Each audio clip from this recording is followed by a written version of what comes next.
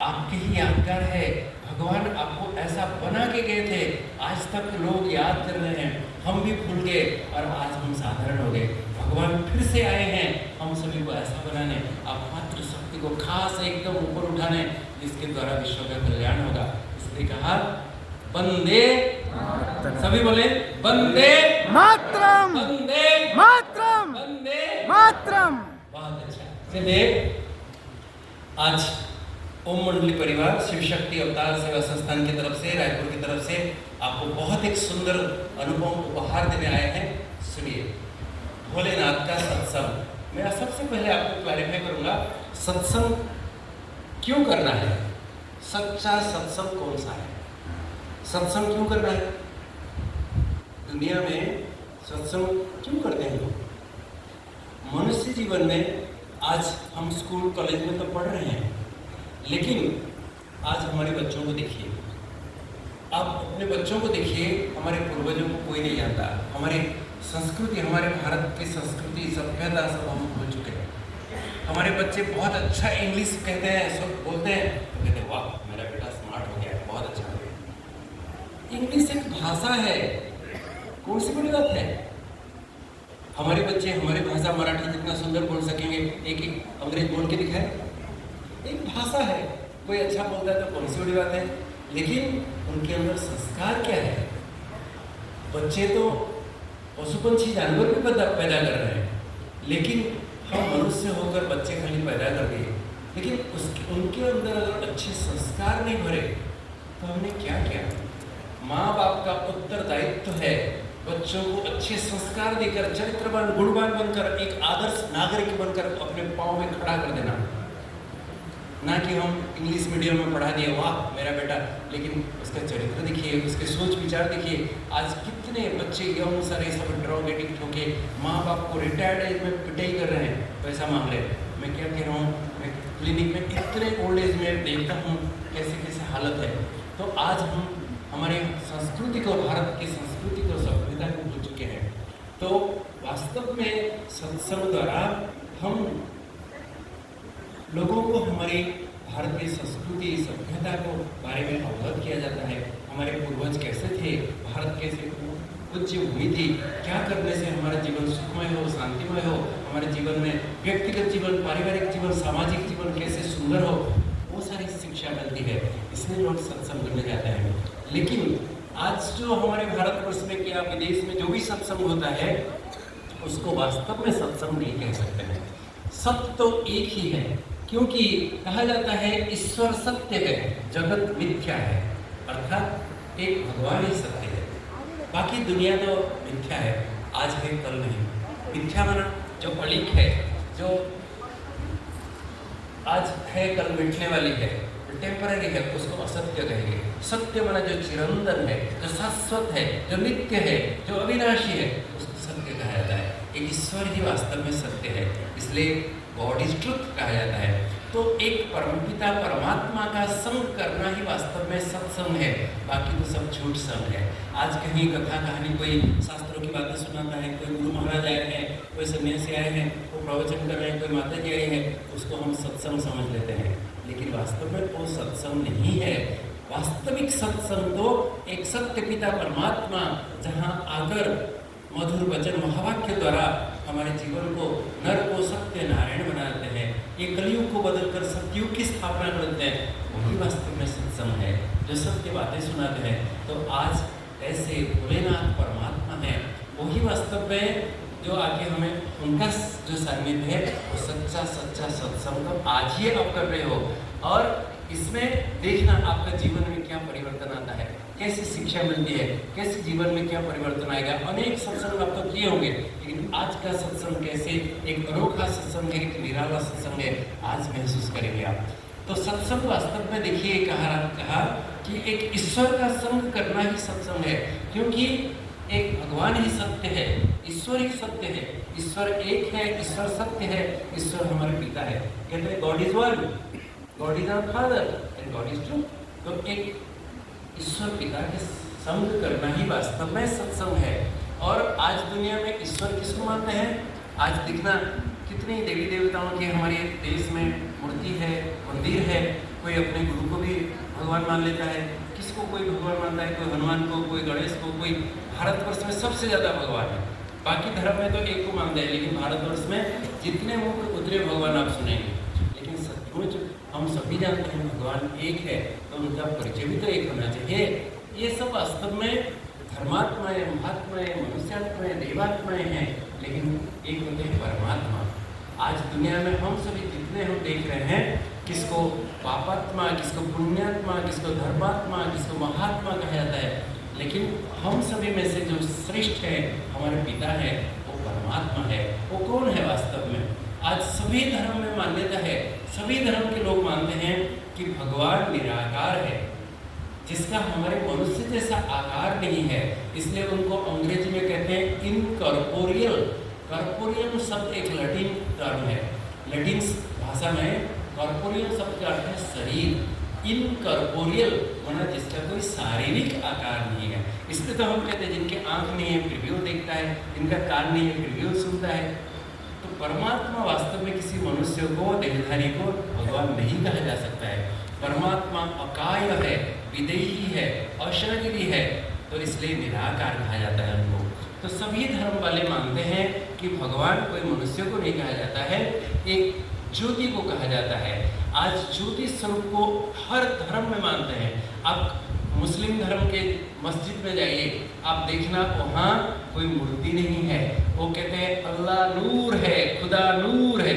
नूर माना लाइट, प्रकाश। आप एक क्रिश्चियन धर्म के चर्च में जाइए, आप देखना वहाँ भी कोई मूर्ति नहीं है, वहाँ कहते हैं God is light, lit kindly thou light. आप बुद्ध धर्म में जाइए, आप देखना उनकी जो पागोड़ा में जो बुद्धिस्ट मॉन्क्स होते हैं 3 फुट हाइट का एक स्टैंड रखे हैं, और उसमें एक लाल कलर का इतना छोटा सा एक दिया आकार का, जैसे फ्लेम जलता है दिया का, ऐसे ही आकार का एक पत्थर रखे हैं, और उनका नाम रखे हैं चिनकुन सेकी, अर्थात शांति दाता का प्रतीक। तो भगवान को वो बेस्टर ऑफ पीस, शांति दाता समझते हैं, और दिया के रूप में, ज्योति के रूप में मानते हैं। आज हर धर्म में भगवान को ज्योति के रूप में मानते हैं। और हमारे देश में तो आप वंडर करेंगे कि सबसे प्राचीन मंदिर, जब कोई मंदिर नहीं था हमारे भारत में, सबसे पहला मंदिर कौन सा था? कौन सा बना? सोमनाथ। सबसे पहला मंदिर बना सोमनाथ मंदिर, जो राजा विक्रमादित्य आज से 2500 साल पहले 500 BC सौराष्ट्र में, गुजरात का सौराष्ट्र में आकर भव्य सोमनाथ मंदिर बनाए थे, जिसको मोहम्मद गजनवी आके 17 बार लूट के ले गया। इतना इसमें हीरे जवाहरत में भरपूर था। तो कहने का भाव था कि ये सोमनाथ मंदिर में भी कोई मनुष्य आकार की मूर्ति स्थापना नहीं हुई थी, वहाँ एक ज्योतिर्लिंगम की स्थापना हुई थी। ज्योतिर्लिंगम, जिसको आज भारतवर्ष में देखना, भारत 12 ज्योतिर्लिंगम बहुत प्रसिद्ध है।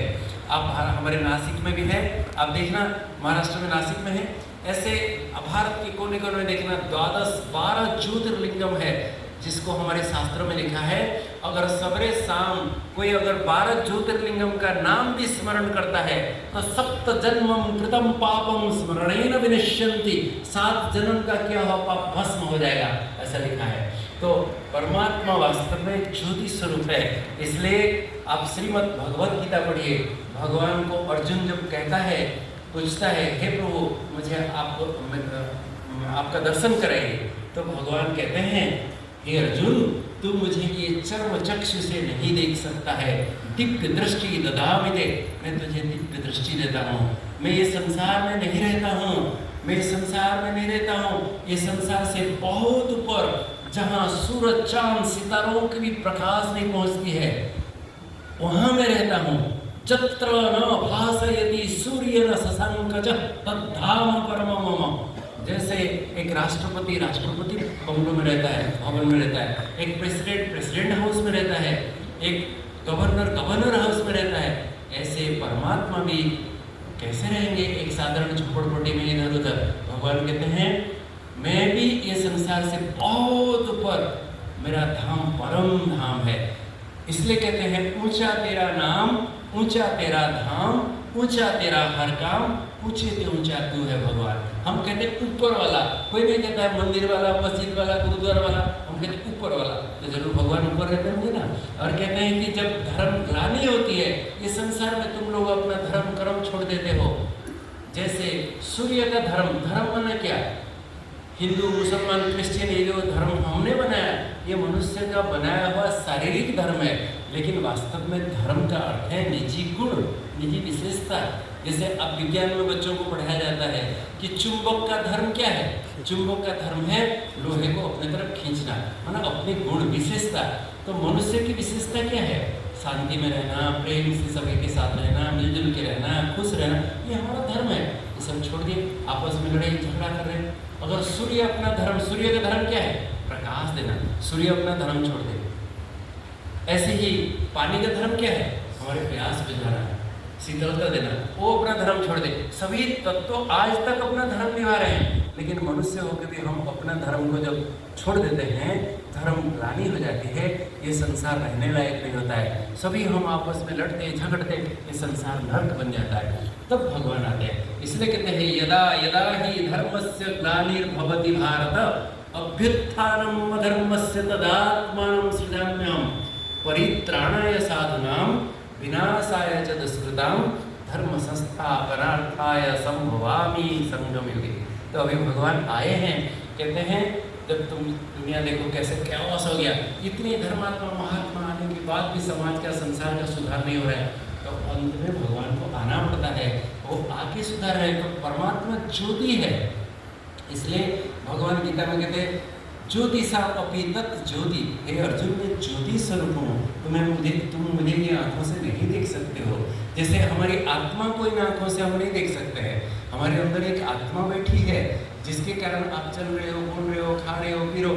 जैसे आत्मा चली जाती है तुरंत ही एकदम मुर्दा आ जाता है, तुरंत ही उसको छूने से डर लगेगा, भूत कहेंगे, जल्दी जल्दी निकलो कहेंगे। तो हमारी आत्मा को जैसे हम देख नहीं पा रहे हैं, ऐसे ही परमात्मा को भी इन आंखों से नहीं देखा जा सकता है। जैसे आप बिजली को नहीं देख रहे हो, लेकिन ये प्रकाश, जैसे बत्ती जल रही है, पंखा घूम रहा है, तो आप कहेंगे इलेक्ट्रिसिटी है। मान लो ये सब बंद हो गया, तो आप क्या कहेंगे? बिजली चली गई। फिर जलना शुरू हो जाता है, क्या कहेंगे? आगे बिजली जाते हुए आते हुए देखा क्या? नहीं देखा ना। ऐसे ही हम डॉक्टर्स मेडिकल साइंस में क्या होता है जानते हैं? मेडिकल साइंस में मान लीजिए किसी का हार्ट अटैक हो गया, बंद हो गया, तो हम क्या करते हैं? फटाफट उसको पंप करते हैं, उसको सांस देते हैं, आगे थोड़े समय के बाद फिर बंद हो गया, फिर चला गया, फिर लगाते हैं। कौन चला गया भाई? कौन आ गया? तो हमारे अंदर एक आत्मा थी जो चली गई। आप देखना, किसी पेशेंट को मान लीजिए हम हॉस्पिटल में लेते हैं सर्जरी करने के लिए, मान लीजिए किसी का नाम रमेश है, उसको सर्जन कहता है ये रमेश को लो, वहाँ सर्जरी करना है, आज उसका एपेंडिसेक्टमी है, ले जाओ। मान लो ऑपरेशन थिएटर में सर्जरी करते करते वो मर गया, सर्जन कभी नहीं कहेगा अभी रमेश को बाहर ले जाओ, क्या कहेगा? बॉडी को ले जाओ। क्या कहेगा? बॉडी को ले जाओ, डेड बॉडी को ले जाओ। तो रमेश कहाँ गया अभी? कहाँ गया रमेश? कौन था रमेश भी? तो हमारी आत्मा जैसे हम नहीं देखते हैं, जैसे परमात्मा भी इन आंखों से नहीं दिखाई देते हैं, और वो ज्योति स्वरूप है। इसलिए और हमारे पिता हैं, हमारे उनके साथ हमारा सर्व संबंध है। इसलिए भारतवर्ष में ही हम सभी भगवान की महिमा में गायन करते हैं, तुमेव माता च पिता तुमेव, तुमेव बंधुश्च सखा तुमेव, तुमेव विद्या द्रविणम तुमेव, तुमेव सर्वमम देवदेव। वो हमारे पिता हैं, माता हैं, बंधु है, शिक्षक है, स्वामी है, साजन है, सज्जन है, शिक्षक है, रक्षक है, हमारा सब कुछ है। तो किसी धर्म में भगवान को सर्व संबंध में नहीं याद करते हैं। परमात्मा कहते हैं मेरे बच्चे, मैं तुम्हारा कल्याणकारी पिता हूँ, मैं तुम्हारा कल्याणकारी हूँ, इसलिए मैं तुम्हारा पिता भी हूँ, माता भी हूँ, सदगुरु भी हूँ। कोई भी माँ बाप गुरु किसी का कल्याण तो नहीं करेंगे ना, बच्चों का कल्याण करेंगे क्या? वो सदा कल्याणकारी है, सदा शुभकारी है। इसलिए स्वयं परमात्मा खुद ही अपना नाम कह रहे हैं, क्या नाम? बोलो, शिव। शिव माना कल्याणकारी, शुभकारी, मंगलकारी। इसलिए आज भी देखिए हमारे भारतवर्ष में कोई अगर उल्टा पुल्टा कुछ ऐसे गंद शब्द मुख से निकलता है, तो आज भी हमारे पूर्वज जो होते हैं, बड़े बुजुर्ग लोग होते हैं, शिव शिव शिव शिव ऐसे करते हैं, अर्थात शुभकारी, कल्याणकारी। तो एक शिव जी हैं जिनको हम शिव बाबा कहते हैं। बाबा मीन्स पिता। कभी नहीं सुने होंगे राम बाबा, कृष्ण बाबा, सुने हो कभी? हम कहते हैं शिव बाबा, भोले बाबा, बाबा तारकनाथ, बाबा काशी विश्वनाथ। तो एक शिव जी को ही बाबा के रूप में हम मानते हैं। बाबा मीन्स पिता, हमारे पिता हैं वो। तो परमात्मा कहते हैं मेरे बच्चे, मेरा नाम शिव है। जैसे बच्चे कितना भी मेहनत करे अपने माँ बाप का नाम थोड़ी जानते हैं। माँ बाप अपना नाम खुद बच्चों को जब बताते हैं उनको पता चलता है। इसी प्रकार परमात्मा, हम भूले हुए थे भगवान कौन है, तो इसलिए भगवान स्वयं आके अपना परिचय दे रहे हैं, कह रहे हैं मेरे बच्चे मेरा नाम शिव है। तो हम प्यार से उनको भोले बाबा, शिव बाबा कहते हैं। सभी एक बार कहेंगे शिव बाबा, शिव बाबा, सभी ने नहीं बोला भोले बाबा, भोले बाबा, मीठे बाबा, मीठे बाबा, प्यारे बाबा, प्यारे बाबा, मेरे बाबा। मेरे बाबा। अगर दिल से बोला है ना, मैं आज गारंटी देता हूँ आपके कितने जन्म के पाप भस्म हो गए, कितने जन्म के पाप। क्योंकि एक शिव जी हैं जिनको कहा जाता है पाप कटेश्वर, मुक्तेश्वर, सर्व पाप हर हर, और किसी को नहीं कहा जाता है। और शिव जी सबसे बड़ा है, क्योंकि भगवान से बड़ा तो कोई नहीं हो सकता है। शिव जी सबसे बड़ा है। क्यों? शिव जी को रामेश्वर कहते हैं, रामेश्वर है ना। नहीं, कोई हनुमान को पूजा करता है, हनुमान से बड़ा तो राम है। राम भी अगर शिव को पूजा करते हैं, सबसे बड़ा कौन राम है, राम से बड़ा शिव है। शिव जी को गोपेश्वर कहते हैं। आप वृंदावन जाइए देखना, वहाँ कृष्ण जी और सभी गोपियाँ भी पूजा किए थे, कहते हैं तो शिव जी कृष्ण से भी बड़े हुए। शिव जी ब्रह्मेश्वर है, ब्रह्मा का भी ईश्वर है। विश्वम्भरेश्वर है, विष्णु जी का भी ईश्वर है। शंकरेश्वर है, शंकर जी का भी ईश्वर है। ब्रह्मा विष्णु शंकर तीनों का ईश्वर है, इसलिए त्रयंबकेश्वर कहा जाता है। त्रयंबक कहा जाता है, नासिक में हमारा है। तो शिव जी सभी का ईश्वर है। नारीश्वर कहा जाता है, बालेश्वर कहा जाता है, बूढ़ेश्वर कहा जाता है, योगीश्वर कहा जाता है, देवासुरेश्वर कहा जाता है। सभी का ईश्वर सर्वेश्वर कहा जाता है, परमेश्वर कहा जाता है। तो उससे बड़ा कोई है क्या? जी नहीं। तो बोलो शिव बाबा, मेरे शिव बाबा, भोले बाबा, भोले बाबा, प्यारे बाबा, प्यारे बाबा, मीठे बाबा, मीठे बाबा, मेरा बाबा। मेरा बाबा। दिल से बोला ना, तो आज जन्म जन्मांतर के पाप भस्म हो जाएगा। वही भोले बाबा आज आएंगे, देखेंगे कैसे। मैं क्यों कह रहा हूँ ये सब चीजें? क्योंकि एक परमपिता परमात्मा ही शिव है, इसलिए शिव परमात्मा नमः कहा जाता है। कभी राम परमात्मा नमः कहा जाता है, राम देवाय नमः, कृष्ण देवाय नमः, गणपति देवाय नमः, देवी देवाय नमः कहा जाता है। लेकिन शिव जी को देव देव महादेव, देवी देवता कभी ईश्वर है, देवेश्वर कहा जाता है। तो परमात्मा शिव बाबा हैं, वो सबसे बड़ा है, उनके ऊपर कोई और बड़ा नहीं हो सकता है। वही परमात्मा है, वही भगवान है, वही ईश्वर है। आप अगर 15 खड्डे खोदेंगे तो कहीं भी पानी नहीं मिलेगा, एक ही में ही खड्डा खोदेंगे तो पानी मिलेगा। तो भगवान कहते हैं तुम भक्ति में कितने दर दर भटकते भटकते भटकते आज जीवन में सब खो दिया, कैसे हो गए? आज एक मुझे ही याद करो, मेरे साथ ही योग लगाओ, तुमको मैं सभी पापों से बंधनों से मुक्त कर दूंगा। और वो ओंकारेश्वर है। आज दुनिया में जितने भी मंत्र है देखना, सभी मंत्र का प्रारंभ ओम शब्द से हुआ है। ओम मूल मंत्र है, बीज मंत्र है, और आज वो शाश्वत चिरंतन मंत्र है। आज अंतरिक्ष में हमारे अमेरिका का जो साइंटिस्ट है, नासा के साइंटिस्ट, बड़े बड़े साइंटिस्ट ऊपर गए, बहुत ऊपर गए, और वहाँ से रिकॉर्ड करके लाए हैं, कंटिन्यूसली ऊपर ओम गूंज रहा है, कंटिन्यूसली। तो भोले बाबा वही कहे हैं, मेरे बच्चे तुम कितने भी जन्म में कितना भी क्या क्या नहीं कर्म किए हो, पाप कर्म किए हो, कुछ भी कहो, तुम सिर्फ ओम करो, दिल से ओम करो, मैं तुम्हें सभी पापों से मुक्त कर दूंगा। तो बहुत सहज विधि बाबा बता रहे हैं हमें, और जागरण करना, उपवास करना, तीर्थ करना, व्रत करना, धक्का खाना, इधर उधर जाना, कुछ करने की जरूरत नहीं। बाबा कहते बच्चे तुम सिर्फ ओम करो, देखो मैं तुम्हें सभी पापों से मुक्त कर दूंगा। तो वही ओम मेडिटेशन आज हम सभी करेंगे, बाबा का आह्वान करेंगे। आप सभी बहुत सारे कैलेंडर्स भी देखे होंगे, ओम के तो बहुत डेफिनेशंस है, लेकिन एक बड़ा कैलेंडर आप देखेंगे बाजार में मिलता है, Om has thousands and one meaning, but one meaning out of that is welcome to God. परमात्मा का आह्वान करना ओम, इसलिए ओम वासुदेवाय नमः, ओम गणपताय नमः, ओम से शुरू करते हैं, आह्वान करते हैं। आज हम सभी ओम मेडिटेशन करेंगे, परमात्मा का आह्वान करेंगे दिल से। आ जाओ, हम कितने जन्मों से आपके प्यासी हैं, इन आपके दर्शन के लिए, एक झलक पाने के लिए प्यासी हैं बाबा। आ जाओ बाबा आ जाओ, दिल से हम आह्वान करेंगे। देखना भोले बाबा कैसे आते हैं, कैसे बोलते हैं। आज देखना और सौभाग्य आपका जागरण होगा। तो बाबा परमात्मा वास्तव में एक दिव्य ज्योति है, लेकिन वो रहते कहाँ है? ये संसार में भगवान नहीं रहते हैं। हमें बताया कि दुनिया में 3 लोक है, इसलिए शिव बाबा को त्रिलोकीनाथ कहा जाता है। तो एक जहाँ हम सभी रहते हैं, ये पृथ्वी है, आकाश है, 5 तत्व की दुनिया है। ठीक अब तेज मरुत्युम, ये 5 तत्व की दुनिया को साकार मनुष्य लोक कहा जाता है। उससे ऊपर जाएंगे तो एक सूक्ष्म लोक है, एक आकारी दुनिया है, चारों तरफ एकदम प्रकाश ही प्रकाश है, चांदनी सा प्रकाश है। उससे ऊपर चले जाओ तो चारों तरफ अखंड ज्योतिर्मय ब्रह्म महातत्व सुनहरी लालिमा है, जहाँ अनंत शांति शांति है।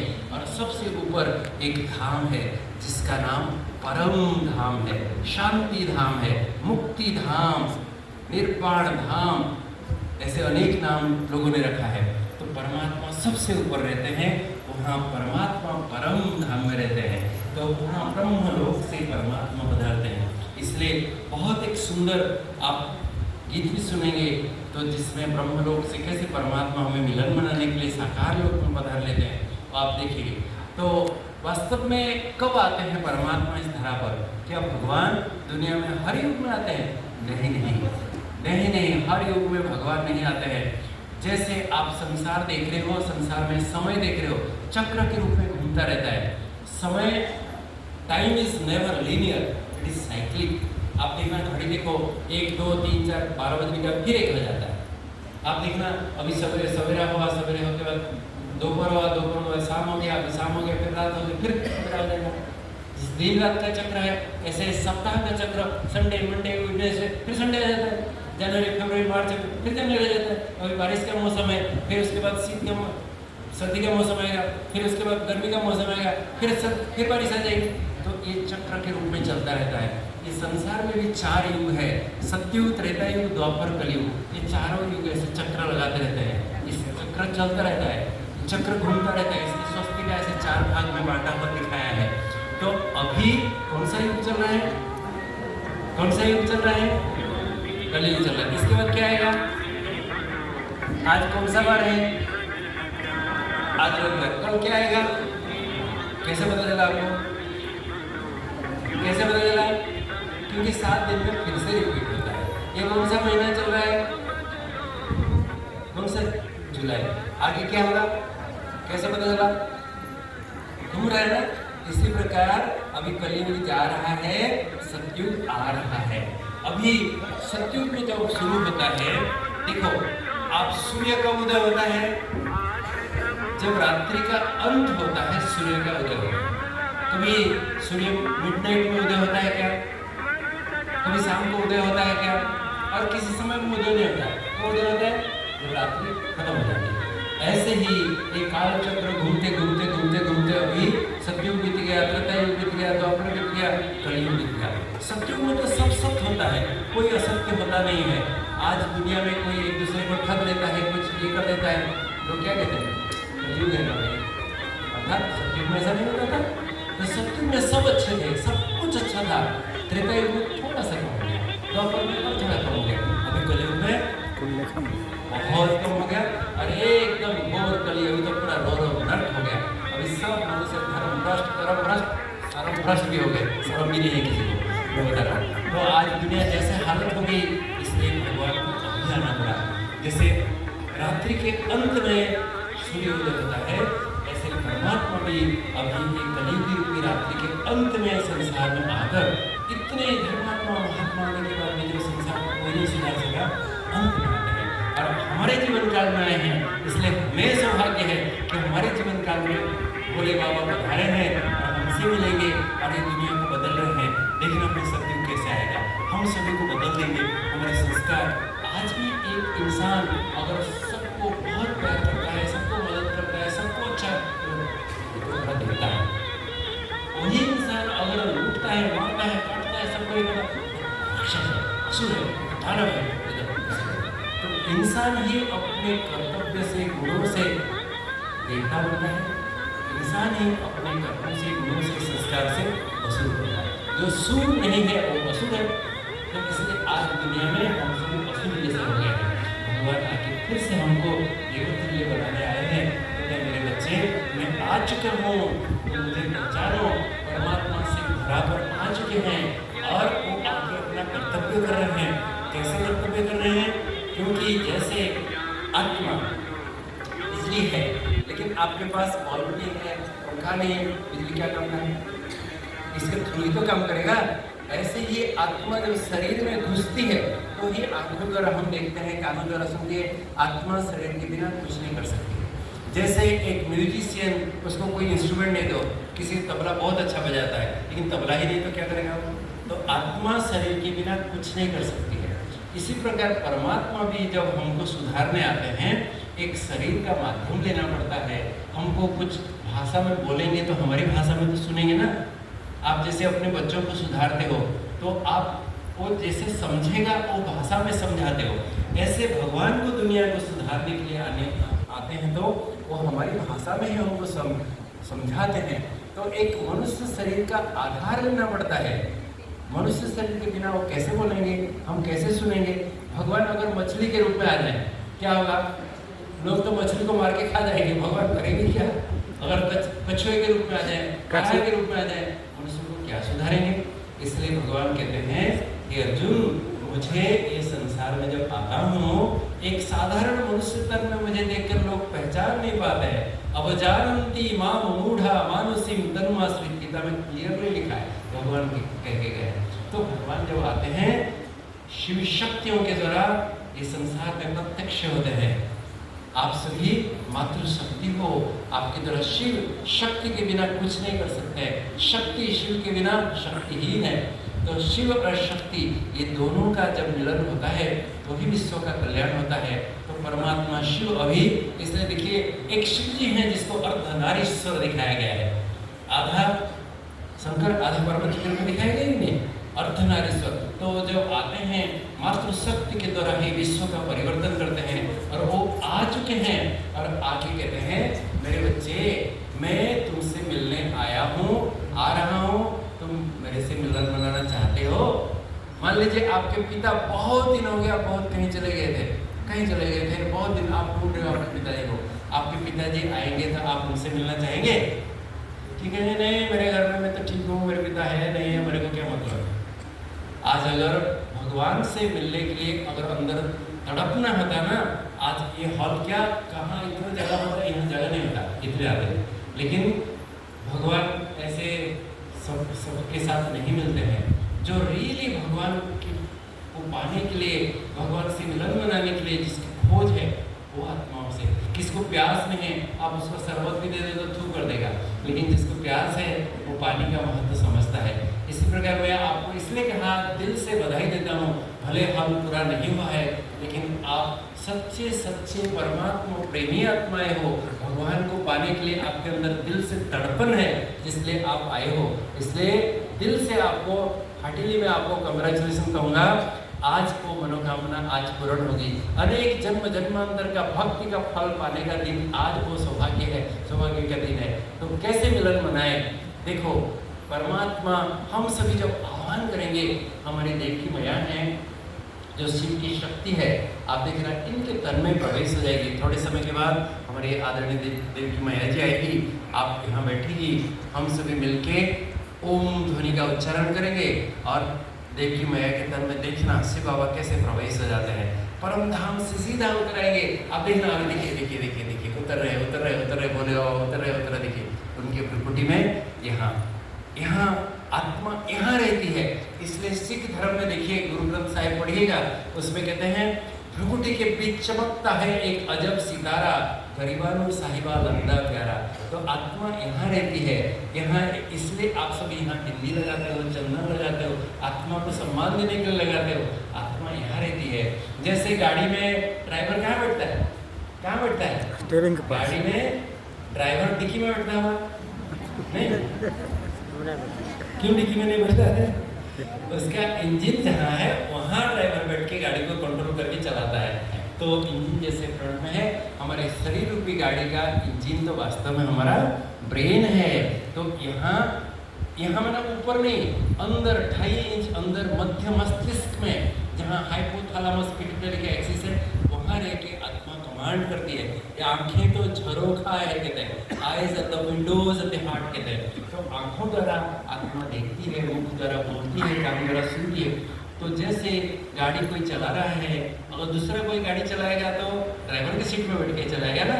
तो देखिए भोले बाबा भी आके देव की मैया के वहाँ ही जहाँ प्रकृति तख्त में आत्मा, दिव्य आत्मा चमकती है, उसके बाजू में बैठ के उनके शरीर द्वारा, उनके आंखों द्वारा हमको दृष्टि देंगे, उनके मुखारत बिंद द्वारा, बहुत मधुर महावत के द्वारा हमारा दिल एकदम देखना, दिल को बहलाएंगे और वरदहस्त द्वारा हमको सभी को वरदान देंगे।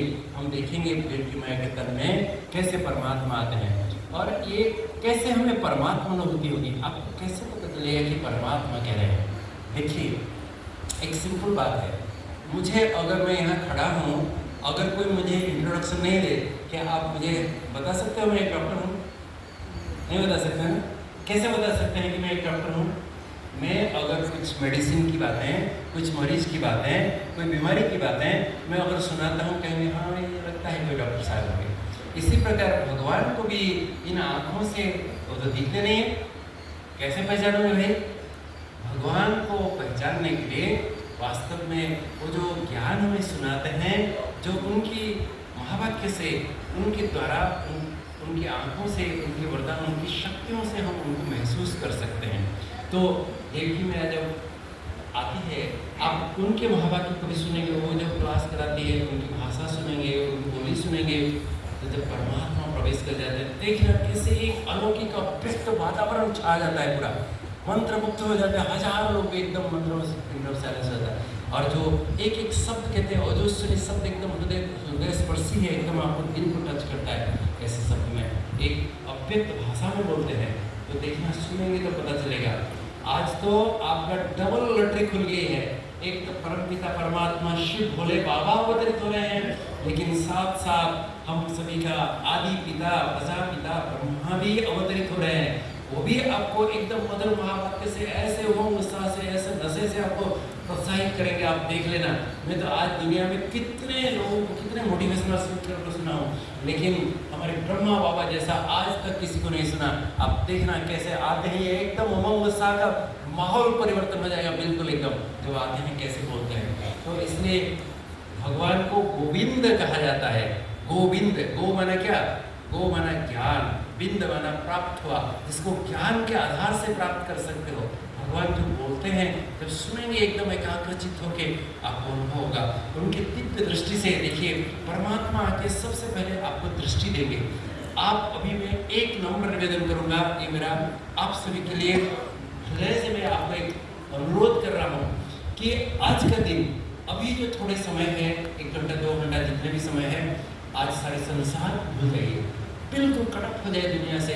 कोई मोबाइल सब बंद कर दिए, साइलेंट बिल्कुल एक। और बगल में भी कोई बैठा है, हमको कोई मतलब नहीं। मुझे आज प्रभु मिलन का परमानंद लेना है, मुझे जन्म जन्मांतर के पापों से मुक्त होना है, भव सागर से उद्धार होना है, मेरा जीवन का कल्याण करना है। आज मुझे भोले बाबा से मिलना है। जितनी आपके अंदर दिव्य लगन होगा, आपको देखना दिव्य अनुभव होगा। तो आज ऐसे एकदम पूरा एकदम साइलेंस में आप बाबा को निहारते रहिए, उनकी नज़र से निहार हो जाओगे। आप बाबा सबको एकदम बारी बारी दृष्टि देते हैं। जब उनकी दृष्टि से देखेंगे, वो रोशनी का अनुभव होगा, वो शक्ति का अनुभव होगा। हमने तो अनुभव किया है, इसलिए तो आपको बता रहे हैं। आप देखिए, जितने आपके माइंड दुनिया से कटक हो जाएगी, आप उसको अनुभव कर सकेंगे। और उनकी दिव्य वाणी से परमात्मा की जब आपको बोलते हैं, एक एक शब्द को सुनिए। अगर अभी पहली बार आप समझ भी नहीं पा सकते हो, तो बाद में हमारे चैनल में जो आता है, क्लासेस सारे आते हैं, आप बाद में भी सुनेंगे तो एक एक शब्द को आपको समझ में आएगा भगवान क्या कहना चाहते हैं हम सबको। आप बाद में भी सुन के अनुभव कर सकते हो। यहाँ एकाग्र होकर सुनने के लिए प्रयास कीजिएगा, समझने के लिए। नहीं समझ में आता तो कोई बात नहीं, बाद में आप उसको, आपको वीडियो मिल जाएगा, कल तक मिल जाएगा, देखना वीडियो भी आप समझ पाएंगे, बता देंगे कहाँ देखना है। तो परमात्मा की दिव्य दृष्टि से, परमात्मा की दिव्य वाणी से आप अनुभव करेंगे। और तीसरी बात आपको बताया था कि जब हम बैठेंगे, ओम मंत्र का उच्चारण करेंगे, परमात्मा का आह्वान करेंगे। ओम मंत्र का उच्चारण करने से आपका मन, आपका तन, वातावरण एकदम पवित्र सत प्रधान हो जाती है। जब बैठेंगे करेंगे, एक अनोखा सिहरण अनुभव करेंगे, एक प्रकंपन, मधुर प्रकंपन अनुभव करेंगे। आंखें बंद करके आपको कैसे करना है वो भी विधि बताया जाएगा। तो आप यहाँ हम सभी मिलके एक ही साथ सभी मिलके करेंगे ओम ध्वनि का उच्चारण।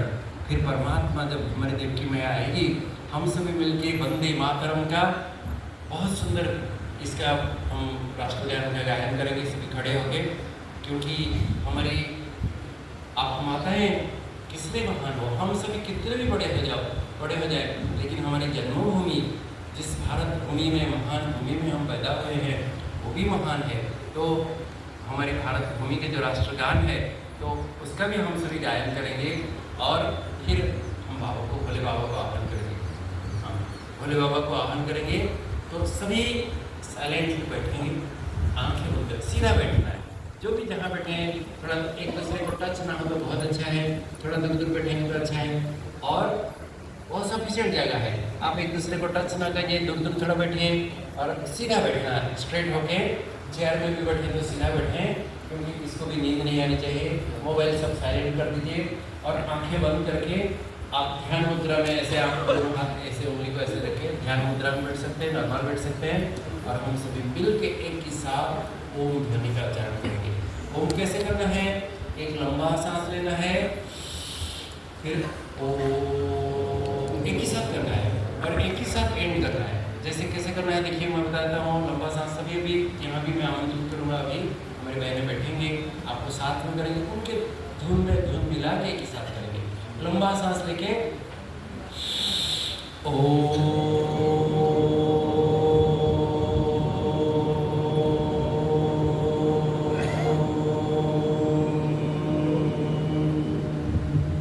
थोड़ा सा पॉज, फिर लंबा सांस लेके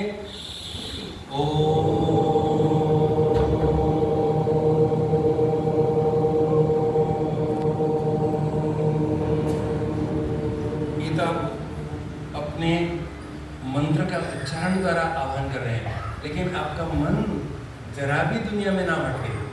आपका मन भी परमात्मा की मिलन मनाने की चात्रक के रूप में बाबा को आह्वान कीजिए।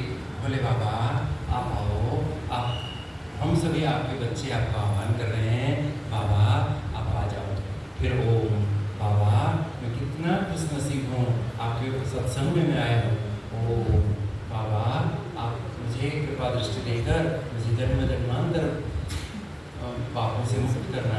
ओम, मन में एक सुविचार लेते रहना, आत्मचिंतन, प्रभु चिंतन, शुभ चिंतन, इसको ही मेडिटेशन कहा जाता है। तो ये ओम मेडिटेशन की विधि है, मैं अभी आमंत्रित करूँगा। लेकिन कैसे होगा, मैं एक छोटा सा वीडियो क्लिप दिखाता हूँ 2 मिनट का, जिसमें आपको समझ में आएगा। सभी देखिएगा कैसे भोले बाबा का अवतरण होता है। 1 मिनट के लिए सभी देख लीजिएगा, फिर आपको समझ में आ जाएगा कैसे बाबा आते हैं, क्या होता है, आपको समझ में आ जाएगा। देखिए आप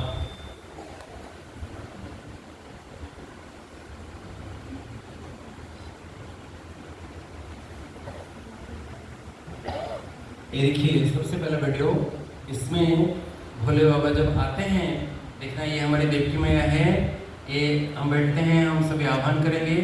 जब बाबा की प्रवेशता होती है, शरीर में थोड़ा सा देखना एक प्रकार का हलचल होता है। आप देखना थोड़ा सा एक झटका लगता है, देखिए। फिर आंखें धीरे धीरे धीरे धीरे बंद हो जाएगी, फिर बाबा की प्रवेशता हो जाती है, आंखें बंद हो जाती है। फिर जब बाबा आंखें खोलते हैं, आप अनुभव होगा कि वास्तव में एकदम सब कुछ चेंज हो जाएगा। देखना धीरे धीरे, आप नेक्स्ट वीडियो दिखाता हूँ, देखना बाबा धीरे धीरे आंखें खोलते हैं, फिर बाबा सबको दृष्टि देते हैं बारी बारी। ये बाबा की दृष्टि जब देते हैं, पूरा एकाग्र होके बाबा को देखते रहना, एक टिक उनके आंखों को देखते रहना। फिर बाबा जब वाणी बोलते हैं, आप देखना वाणी भी एक विस्परिंग वॉइस होता है। इसमें ऑडियो नहीं लगाया, नहीं तो आपको समझ पाते हैं बातें। एक विस्परिंग पहले भी लगा, अभी मैं क्लास कराने से पहले ही जो सुन रहे थे आप, एक विस्परिंग वॉइस होगा, आप वो भी सुनेंगे, आपको बहुत सुंदर अनुभव होगा। उसमें बाबा जब कहेंगे, एक विस्परिंग भाषा होगा, लेकिन आपको साउंड जब लगाया जाएगा आपको समझ में आ जाएगा। ठीक है, सभी को समझ में आया? अभी हम सभी बैठेंगे, एकदम बिल्कुल पिन ड्रॉप साइलेंस, दुनिया को पूरा भूल जाएंगे और बाबा को आह्वान करेंगे, सभी ओम करेंगे। ठीक है, चलिए हम सभी बैठे एकाग्र होके। अभी हमारी बहनें जिनको भी प्रोग्राम दिया गया है सभी स्टेज पे आएंगे, सभी बैठेंगे, एक ही साथ हम ओम मंत्र का उच्चारण करेंगे, ठीक है। अभी थोड़े समय के लिए पूरा संसार भूल जाए, दुनिया भूल जाए, आज वो मेरा परम सौभाग्य है जो समय आया है मुझे भोलेनाथ बाबा से मिलना है, उनसे वरदान लेना है, जैसे अनुभव करके सभी को उनका उच्चारण करेंगे।